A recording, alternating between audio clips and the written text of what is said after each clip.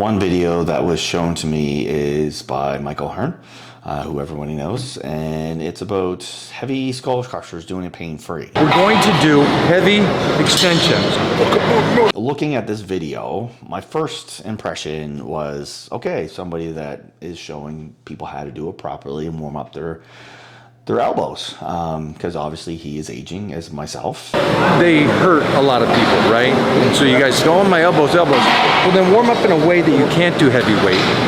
Second exercise counted, and it was a short range of motion with an overload of weight. So my initial thought was we were already warmed up. So he mentioned that he did a shortened movement with heavy load. I'm guessing that he was doing push downs. That would be the only thing that I could kind of comprehend. He probably wasn't leaning in. He was just doing a short movement, which does, yes, warms up the triceps, puts blood in there, wakes the muscle up. He didn't mention anything about the second exercise. First exercise, we're not even counting. That was more of a wake up the body system. For myself, if I was going to go into skull crushers, I would do an overhead rope or something to really elongate that long head, because that's where the stress is going to be once you get into that skull crusher movement. Now getting into what he was actually doing. So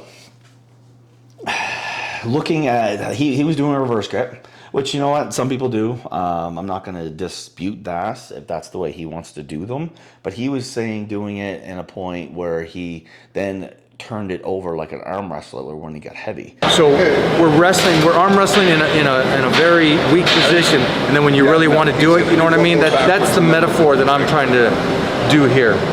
Which, again, doesn't really make any sense to me. You want to prime the body up for, if you're going to lift heavy, you prime the body up to do so. So you start in the movement pattern and you increase weight.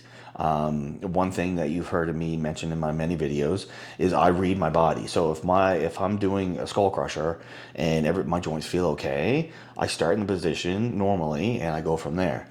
Another thing he was doing, he was stopping at eye level. So he's bringing it down here like this.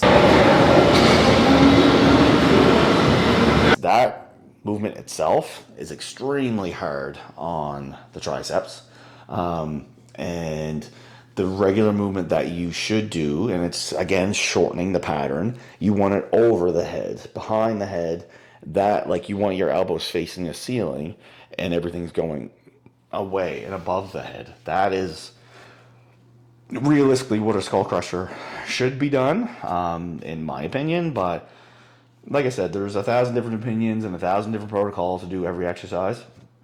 He's showing you one and stating that it's easier on the elbows, which it is definitely not. He's doing everything nice and, like, his elbows are flared out and he's coming to the head, which is, it's twisting the elbow and it's putting tension on that tendon. So my opinion is not. It's showing people kind of what not to do. There's all these little details that the average lifter doesn't think about. And that's always my main concern when I see videos like this, is he's a popular guy. So everyone knows him and people are going to try this kind of protocol. And I always think of the beginner lifter or the intermediate to beginner lifter that really doesn't know any better and they just try it. And especially an aging lifter, they're just going to jump into that thing. Well, this guy's, man, he's pushing 50 or above 50 and he can still do it. And they're going to try this and they're going to tear tendons. Like, it's just, that's the stuff I don't agree with. It's when you're putting people in jeopardy of injuring themselves, that's when I'm going to have to say something. So, it's always thinking about the beginner. So I was once a beginner. My form was horrendous when I first started. I was a football player and we're taught to just grip it and rip it. And once I got around lifters and they slowed me down and they showed me proper, and then I had coaches and people that I looked up to and asked questions on, they opened my eyes to what true lifting really is. And then I had injuries myself from just being stupid. And it's 20 years of doing trial and error. And when you get down to the science of it, what is science but trial and error? And just because guys like me never wrote it in a notebook and compiled our 20 years of knowledge into a research manual citing the people that we've talked to and lifted with over the years, doesn't mean it's not research. So I don't know.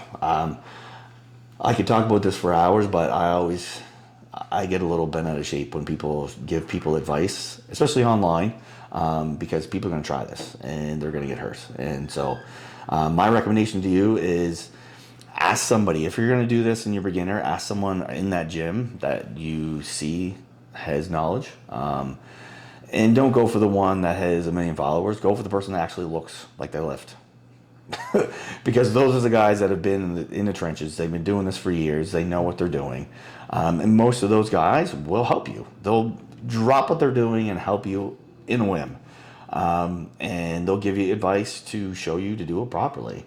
And that's the problem with the internet these days, is you have people giving out advice that really haven't been in the trenches, haven't had major injuries, and they're showing incorrect form.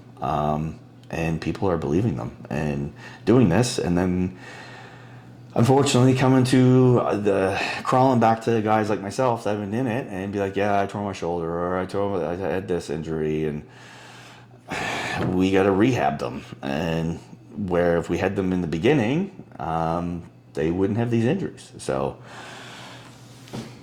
please take my advice and don't be stupid and get advice from the proper people.